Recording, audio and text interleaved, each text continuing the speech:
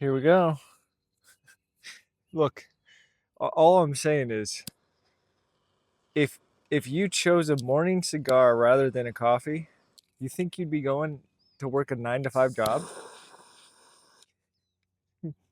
Walk into your employer's office after smoking a cigar and see if you still want to work there. Not gonna happen. 7 a.m. on a Monday morning, everyone's at Starbucks. You're just ripping a Cuban.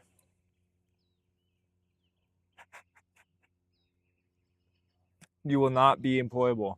That's a good thing.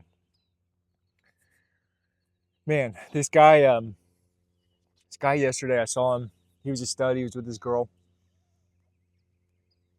They're out running all around town, and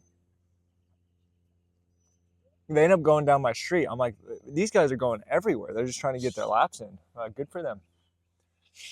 They're coming down my street. There's this dude. He got his shirt off. He's in the sun. He's not a bad looking dude, but he sees them running by and he makes this comment and he goes, I wish I could do that. I wish I could still do that. The guy's like in his 40s or 50s. Not even really. I mean, he's out of shape, but he's out of shape because his mind is out of shape. And it was funny to see because the people that are running are laughing. And I walk up to my dad's truck. I put my arms on it. And I'm just watching them as they pass by. It was funny because I caught what the guy was saying. The runner and his girl, he goes, that guy should have seen me a year ago. I was saying the same shit. Now look at me. And I look at him, I'm like, that's the energy. And they're laughing and giggling and having a good time. And they go back home. They probably have incredible sex. I would hope so. God bless them. And they look at each other in the eyes and they go, we got after it today. We did something. We beat our governor. We beat that voice in our head that said not to do it. That guy's governor was controlling him. I wish I could do that. Those are the words that someone utters when they don't believe that they can actually do something. And why did we start correlating wishing, which is being able to make and captivate a dream, into something that doesn't occur? Like when you make a wish during your birthday, you make a wish because you hope it comes true. But why are we hoping? We shouldn't be hoping. If we just believed it's going to come true, yeah, I make a wish, I'm going to get that pony, my parents are going to pay for it, and I'm going to will it into existence. I'm going to be so adamant about getting that pony for the next year that it will happen. You start doing that every time you make a wish on your birthday cake, you're going to be thinking pretty intently. Because if you know it's going to happen, you're going to be like, oh, I know exactly what I want. Look, I wish I could run again. No, you don't. No, you don't, because you don't believe that wishing will actually ever come true. So you say these words, and it's all just a joke. It's a little game to poke fun at yourself, and it's not fun for anyone. It's like when I heard that guy say that, I'm like, this is a man who has completely given up in life, and so he'll never exercise again. I won't say never. He might see this video and decide to finally go for it, but he's saying these things. You can learn so much about a person off of the words they speak. This is why, like, really wise people, really wise people, there's this parable about this Japanese guy, samurai. No, Native American, actually. Native American dude. He's got to take he's got to take this kid. He's a medicine man. And the kid's been acting out. He's got no humility. His parents don't know what to do with him. He's a really strong warrior. He's like 16. And the parents are like, we do not know what to do with this guy. So the medicine man takes him out into the forest. And they're just walking for days, right? Walking for days. They end up getting trapped on the other side of a lake, and they can't come back because there's a storm. And the medicine man doesn't talk that much. The kid is just itching to get back home. He's so annoyed. He's like, this is a waste of my time. Why am I doing this? The guy's not even talking to me, really. The medicine man is just sitting in the pocket. Sitting in the pocket, sitting in the pocket. He's an old man. He can't do that much. But every now and again, he's got these little tricks that he pulls out of his sleeve. He's like, hey, take this scent and put it around so bears don't come. And he's showing the kid, like, he's not telling the kid what to do. He's just protecting himself, and the kid's watching him do it. And the kid's like, oh, well, this guy doesn't know some stuff, but I don't know anything about him. And he's just an old man. So I'm ready to get home. What ends up happening is a wild animal starts coming after them. And the kid hightails it. He doesn't take care of the old man. And he climbs up a tree, and he's good. And he pretty much thinks the old man's done for. Well, he ends up seeing the old man in the village the next day. And the old man got away. And he was fine. And the kid's like, what did you use? And he's like, I used these scents that I was telling you about. It will keep the bears away from you. And the kid's like, wow, this guy knows so much. And he goes and he asks one of the people in the tribe, who's this man? They're like, that was the most savage warrior we had. And the kid who wanted to be the best warrior, he wanted to be better than everyone else, so much so that he became a complete asshole. He focused all of his intent and intention on just getting what was his. He had no idea he was hanging out with not only the most skilled hand-to-hand combat guy, but also the guy with the most humility. And that kid, after all going through all that with that man, he realized that silence was his best friend. He realized that in order to be strong, you actually don't have to talk about it. And that those who have the most power don't have to flaunt it. And after that, his parents never had a problem again. I would love to have that old man around in my business model. Just hire him out, take people into the wilderness for 4 days. He doesn't talk to them at all. I had this client once. We were working together. It was hilarious. We did a 4-day intensive, and on the third day or so, I put him through a little test. My intuition guided me and told him this is what he needs. And on the last day, we went to a sauna, and I opened up the container. I just said, "Is there anything you don't like about me? Tell me now. Don't hide anything." And I wanted him to just open up and tell me everything. It was an exercise, and it built trust as well, because if he was willing to say that to me, he would say anything. So I'm like, dude, you're holding back. Tell me more. And he didn't have much to say. Then eventually it opens up, and he tells me everything. So I got him to confess all of his resentment that he wasn't going to say. And this was actually a problem that was occurring in his life. And I did it by being extremely vulnerable. He could say anything to me. He told me, dude, the other day, we didn't do much. And I just listened, and he talked for a couple minutes and told me all the things I did wrong. And I go, dude, I'm completely open to taking one on the chin if I messed up and I didn't provide the experience that you were hoping for. I'm gonna sit with that. And within a couple seconds, I had some clarity, and it's like, you know what? I'm not here to defend myself at all. Here's what's coming up for me, and I'm completely open to being wrong. Please, if you feel I'm wrong at all, tell me. The reason that day triggered you the most and that you felt that we didn't do enough is exactly the medicine you need. Because you were squirming all day, and that's exactly what you needed. You needed to sit in the feeling of doing absolutely nothing and being okay with it. Sit in the feeling of FOMO, of like, oh, I'm not getting something productive done today, and my self-worth is tied in that. It's like, dude, that is the best medicine for you. Delete all podcasts Get off of your social media, and for the next 6 months, stop consuming things. Like, stop paying for courses, stop paying for coaches, don't pay me again. Like, just completely stop. If you do that, you'll be a completely new man. And he's like, got it. Yeah. That is, I don't know where I was going with this story. Doesn't really matter, but that's one thing that's super just vital for us as humans is to go into that level of discomfort, into the shadows, essentially. Like, the things that trigger us the most are the things that set us the most free when we embrace them. I was talking to a guy yesterday. He studied Carl Jung quite a bit.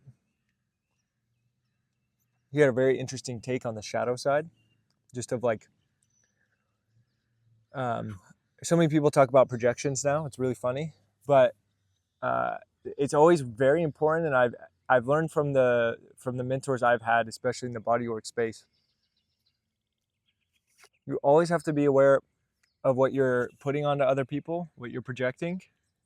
The only issue is you can be so hyper vigilant about, am I projecting? Is he projecting? Are they projecting? That you get caught in this back and forth. At the end of the day, all humans have their own agendas, and we all project to some extent. The point I'm trying to make is it's really important to try and identify the truth. And so, like, if you can identify, is this person in my reality right now to teach me a lesson?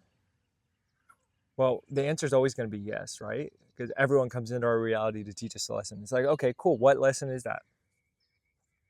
And then you go from there. It's like, am I actually that way? And I don't like how that person's showing up. So they're in my reality to teach me not to be that way? Or is it a side that I haven't fully embraced? Like, what is it? And when you sit in that quest for divine truth, it starts to open up.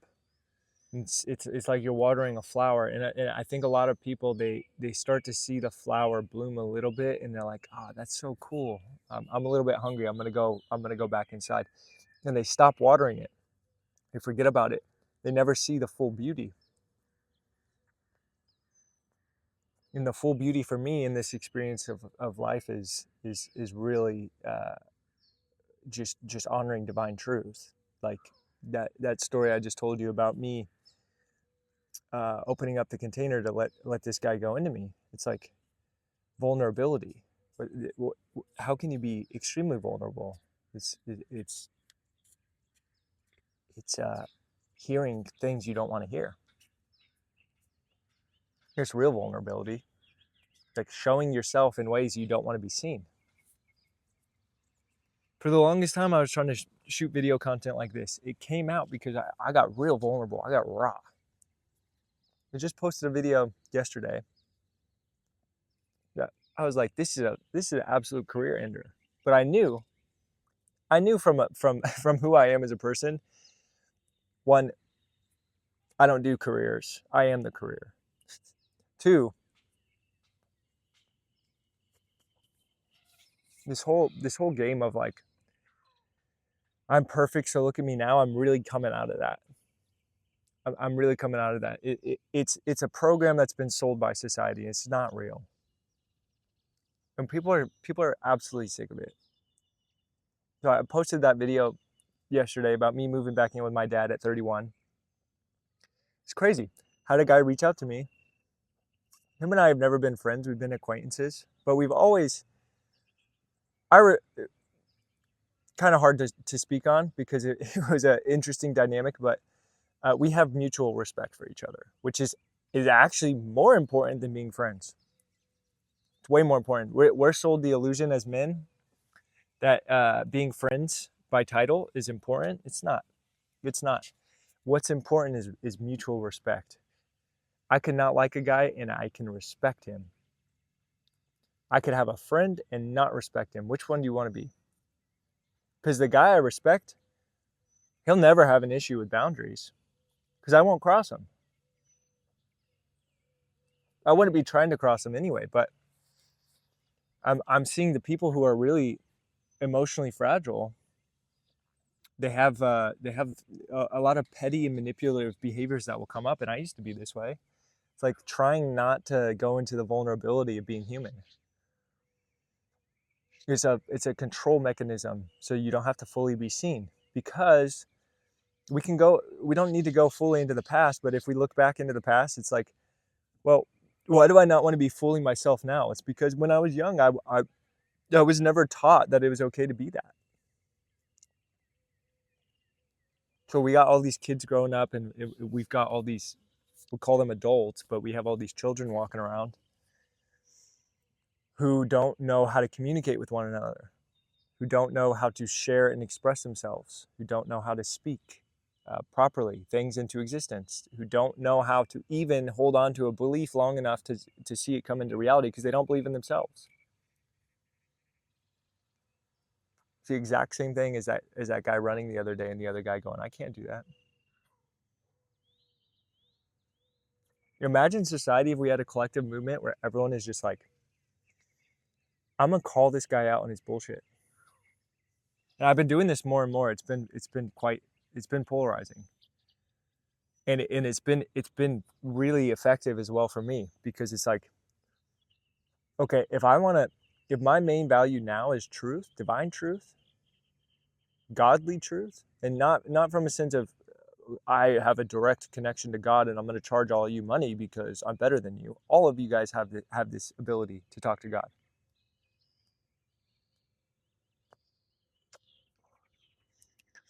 When you have a divine connection to truth, it's the ultimate vulnerability, because your belief systems and identities can't sit there anymore. This is inherently, I'll make a whole nother video on this. This is inherently why I have issues with the church. I used to be, I converted. I was a newborn Christian at one point, and then even in my young age, I was like, this doesn't add up. This doesn't add up. So I went to some camp with my friends, which is what they usually do. They take you to some fun camp. They give you a bunch of things. They tell you it's going to be the best week in your life. They had the best money back guarantee I ever heard in my life. They said, you come to this camp, it'll be the best week of your life, or we'll give you your money back. I'll send it straight to your mom. That's what they said. My mom was like, I don't really know if I want to pay for this. It's a little expensive. Like, we'll give you your money back if he does not come back a new person. And I came back a new person. I was reading the Bible for 2 weeks. And I found, I started finding incongruencies in it, and I was like asking a lot of questions. I was going to lunches with my mentors and stuff, and I just walked. And I've come back to the Bible. I still read it time to time. I look at the quotes. I study it. I've studied a lot of religions. The issue I have is, we'll start here. If we're talking about divine truth, how many of you, let's paint the scene. I don't care if you're in a church and what I'm telling you is conflicting. If you're still watching this while I'm saying these words, it means you care about the truth. And I'm not saying everything that I'm saying is divine law, not by any means. But you care enough to hear my opinion, which means you care about truth, right? Because I'm at least expressing what I feel to be true. So my first question for anyone who is a Bible thumper, a book thumper, someone who's throwing the book in my face, who's wearing their smelly perfume, right? My first question, do you know anyone that was there when this book was written? That's my first question. My second question, do you know any, okay, because they're automatically going to say no. Nobody knows anyone that was there, right? Nobody.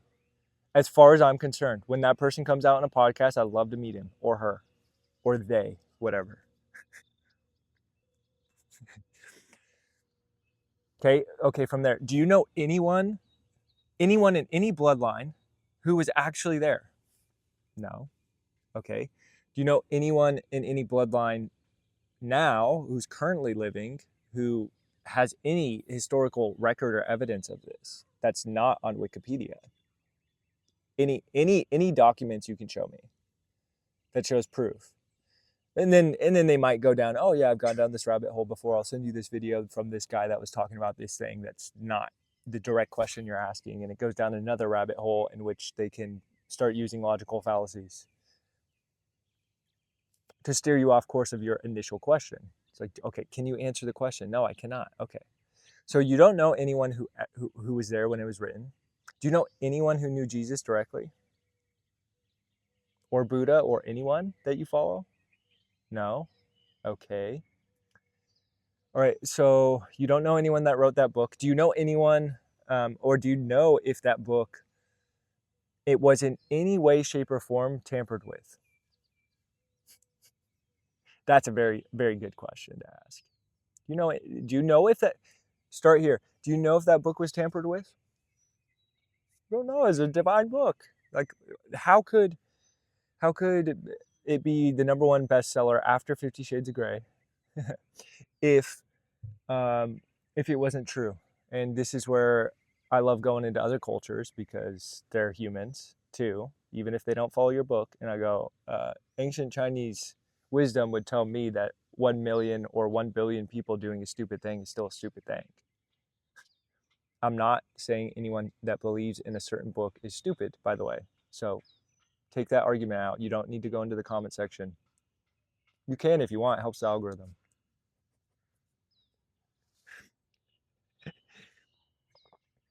So, okay, you don't know if the book's been tampered with. You don't know anyone who actually wrote it. You don't know anyone who actually knew the guy that it was written about.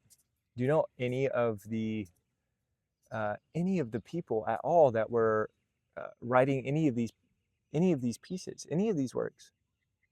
No, but my sister's uncle's great cousin-in-law's dog found some YouTube channel about this thing. Okay, well, yes or no? Do you know anyone? No. Okay, cool. Okay, so do you know who created this reality? Well, it was the one and only. It's God, the great creator. Yeah, I agree with that. Yeah, the great creator. Okay. What does that look like? Well, he comes through Jesus, the prodigal son, and blah blah blah. I'm misquoting things. The whatever they call him. And so this is where it starts getting very interesting. It's like, okay, so you're following a book based off of this one guy, and what ends up happening, this guy is said to have been the only way to God, right? The only way. So this is where I start asking a lot of questions. I have family in another part of the country that are in a deep religious organization, and I think I've asked them before. I'm like, what about all of the other people in the world who don't have access to this work? They're like, oh well, their culture has just been corrupted by the devil. Okay, yeah.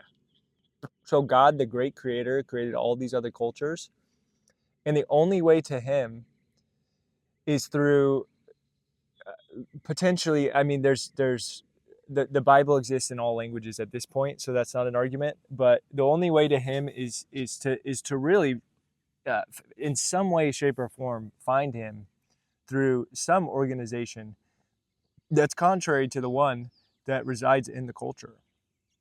I go, is there not an opportunity to look at the great creator as the creator of all of these religious organizations, and the organizations are only really ran by men? And the men also have the capability to potentially tamper with or change these to meet their needs. And you ask a question like that, and it's going to go one of two ways. The person's going to walk away, or the person, three ways. Walks away, goes down another rabbit hole, trying to lead you down some other topic that's not the one you're on, so that they can argue that. And they'll cite a lot of references in the Bible, right? Or they'll have a genuine conversation with you. I have some Christian friends that are really cool. awesome people, and we can have these conversations. And they just tell me, oh, this is where I completely understand. This is where I'm coming from. This is what I believe. They make their references and their claims. And I like it because I can have the conversation with them and I can be fully open and vulnerable in speaking my truth. Whereas I'm around other people who have recently gotten into the Bible and they are preaching to me like they're about to make their next dollar. If I just sell this guy on this concept, I'm finally going to feel good about myself. It's like, dude, I don't care how many people you indoctrinate into this religion. That is not God. That is not godly. Show people the way to God, but do not force your fucking identity onto them. Do not do that. Do not do that. This is the biggest issue I have with organized religion. When you get into an organization, when I became a nurse, I had this identity on my badge. I'd walk around and I'd tell people I'm a nurse, and I saw other people doing it a lot more than me. What do you do for a living? I'm a nurse. I'm a doctor. I'm a lawyer. Stud. This guy's an absolute stud. Probably Brazilian. Shredded. I'm a nurse. I'm a doctor. Ask that person to go into a bar and not tell anyone what they do for a living, who became a doctor or a lawyer. Ask them. Say, hey, you're going to go out tonight and you're not going to tell anyone what you do for a living. You cannot tell anyone. They're going to go, why would I do that? I spent all this time. Why would I not tell the chick that I'm trying to get into bed with that I am a doctor? It's like the identity is this, it's this boa constrictor that ends up taking the soul and forcing this person into only believing this reality. I could very well, in 1 month, tomorrow, 3 years, I could tell you that I'm a believer in Jesus Christ and I follow the Bible. I'm not taking that book off the shelf, right? Because I care about divine truth. If I find out, if I feel and experience in my blood, in my essence, in my soul, that it's true and it remains true, I'll be a believer. I will not be a follower. I'll be a believer. I won't even be a believer. I will feel it, right? So some guy, there's so many people at the coffee shop I go to. I love it actually because faith is being restored. And for some people, they need guidance. I need guidance as well. I've just found other ways to guide myself. But I was talking to this guy. He was studying hard with his Bible. I was like, oh, what book are you on? He's telling me. We were shooting the shit. He goes, are you a follower? I go, no, but I definitely talk to God. You should have seen the look on his face. I go, I don't follow anyone. And this is where the person will make the argument, well, you haven't truly devoted yourself. It's like, if I have a devotion-based practice where I am solely focused on connecting to God and his teachings every single day, am I not devoted? Do I have to claim that I follow a certain man's name in order to be devoted to God? In the Muslim organization, let's call it faith, in Islam, they call God Allah. In every movie you'll ever see, every propaganda campaign, I should say, of American military versus the terrorists, if you're listening to this on the podcast, I put that in quotes. Terrorist in quotes. You will see that these guys are running into a room with a bomb strapped on their chest as a martyr for Allah. Right? Well, I've never even thought about it. I've thought about it to this extent, but not in this analogy. So let's get real empathetic and compassionate towards other people. Let's say that someone started a proxy war in order to gain resources, and their whole entire country launched mass media campaigns to get their people to believe that this is the case. And you can look into almost, I'm not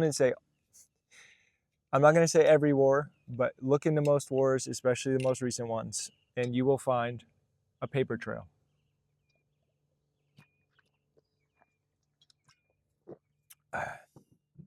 Great water, by the way, Mountain Valley. Get some. Put some hydrogen in it as well. And you'll find this paper trail, right? So if I'm from a different culture and I believe in God, I believe in one God, right? Different name of a different dude in a different story and in different text and in different words from a different culture and a different language. But we both believe in one God.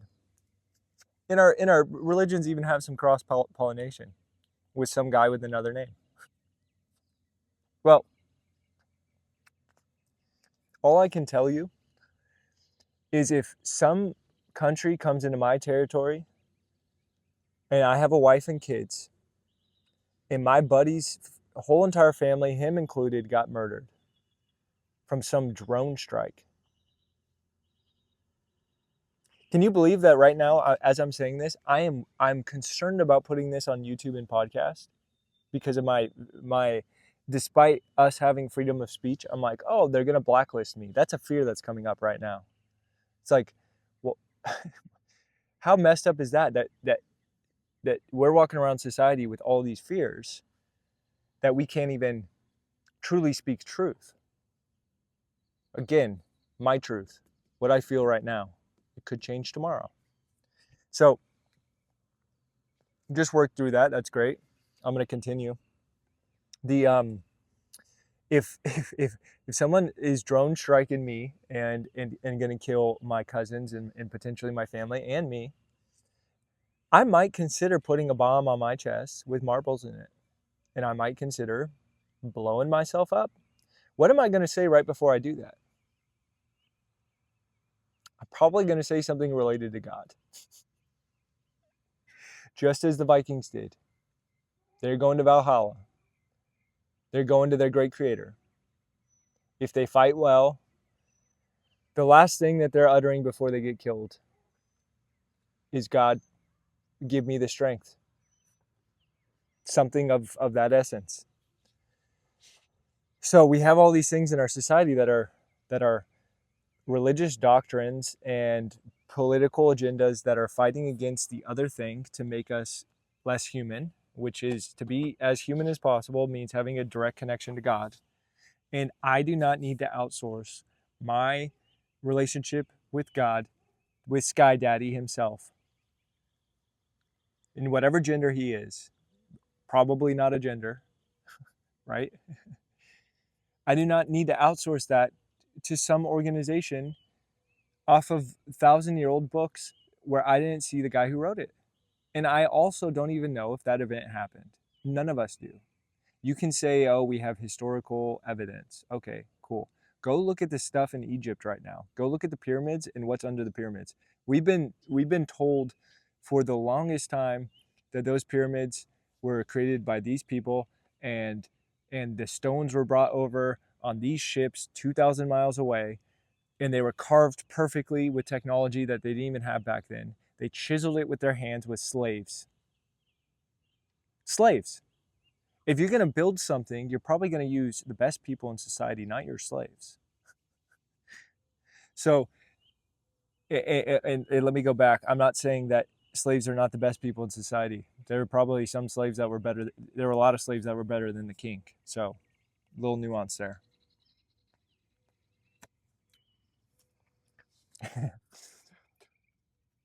So, if you look into the pyramids, I went to the pyramids recently, and I go, there's no way that this was built by what they told us. We had this Egyptologist. All of the people that are tourist agents are Egyptologists now.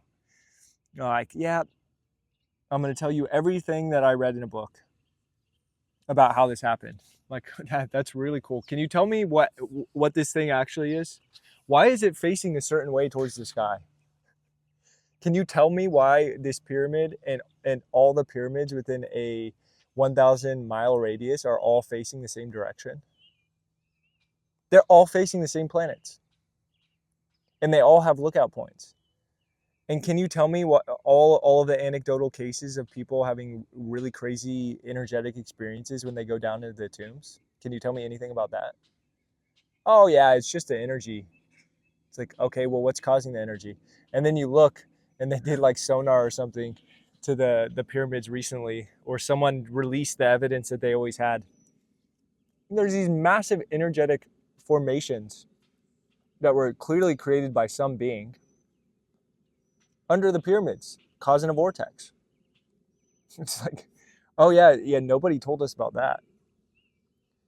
And so a book 2,000, 4,000, 10,000 years ago, you're going to tell me doesn't start to become corrupted at some point?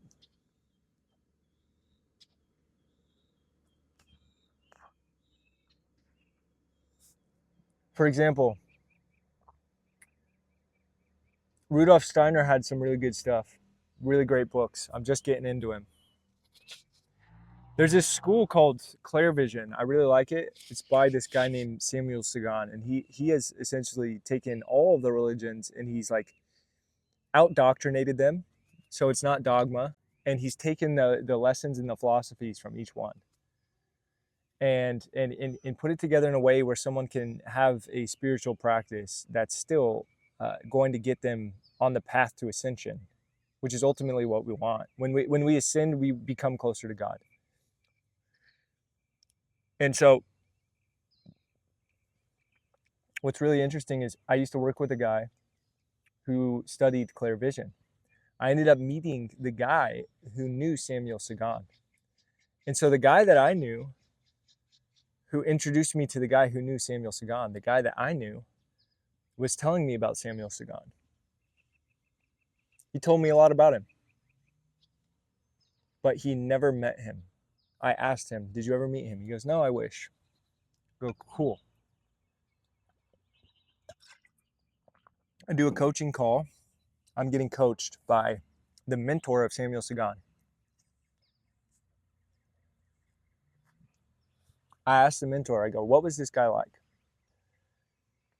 And you know when you have a family member you held in really high regard who passed away, and someone asks you about them, you get this look on your face, your eyes change, and you're just like, you start talking about them, you start opening up, and all the parts of this person that you loved start to come out. And a lot of things related to things that you aspire to be or you really love about yourself, or things that this person had that were quirky that you wish you had but you didn't, it all comes out. So this guy starts telling me about Samuel Sagan. We're done with the call, and he's going for like 10 minutes just telling me all this stuff about this guy. And I'm like, this is completely different from what I was told from this dude who only knew about Samuel Sagan from the book. Completely different, completely different. And we're talking a 30-year difference. 30 years. And this is the difference between intellectualizing and wisdom. The guy who actually knew Samuel Sagan is going to be able to tell me a lot more about Samuel Sagan.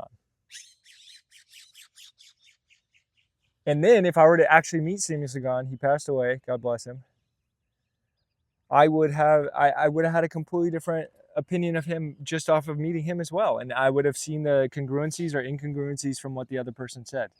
And what this person told me, that guy was very true.